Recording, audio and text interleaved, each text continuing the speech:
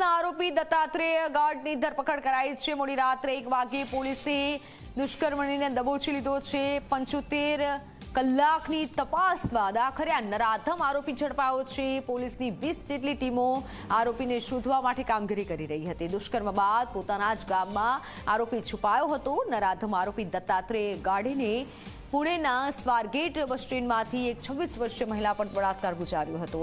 25 ફેબ્રુઆરીની વહેલી સવારે મહિલા બસની રાહ જોઈ રહી હતી અને આરોપીએ બસ અન્ય જગ્યાએ આવવાનું કહી મહિલાને બીજી બસમાં લઈ ગયો હતો, જ્યાં બસનો દરવાજો લોક કરી નરાધમ દત્તાત્રેય ગાઢેએ મહિલા પર દુષ્કર્મ આચર્યું હતું અને ફરાર થઈ ગયો હતો ત્યાંથી। જ્યારે દુષ્કર્મના આરોપી આ દત્તાત્રેય ગાઢ પર પહેલાથી જ ચોરી, લૂંટફાટ અને ચેઇન સ્નેચિંગ જેવા અડધો ડઝન જેટલા ગુના નોંધાયેલા છે। 2019ના ગુનામાં આરોપી જામીન ઉપર બહાર આવ્યો હતો। જ્યારે દુષ્કર્મ બાદ ફરાર થયેલા આરોપીની જાણકારી આપનારને પોલીસે 1 લાખ રૂપિયાનું ઇનામ આપવાની જાહેરાત કરી હતી। ત્યારે શિરૂરના ગુનાદ ગામમાં છુપાયેલા આરોપીની જાણકારી તે જ ગામના વ્યક્તિએ પોલીસને આપી અને પોલીસ તાત્કાલિક આરોપીના ગામ પહોંચી અને અડધી રાત્રે નરાધમ દુષ્કર્મીને ઝડપી પાડ્યો છે। આ દુષ્કર્મી ઝડપાઈ ચૂક્યો છે, જેની તસવીર પણ સામે આવી છે અને જેને દુષ્કર્મ આચર્યું હતું, પરંતુ પોલીસે કલાકોની મહેનત બાદ આખરે હવે દુષ્કર્મીને ઝડપી પાડ્યો છે।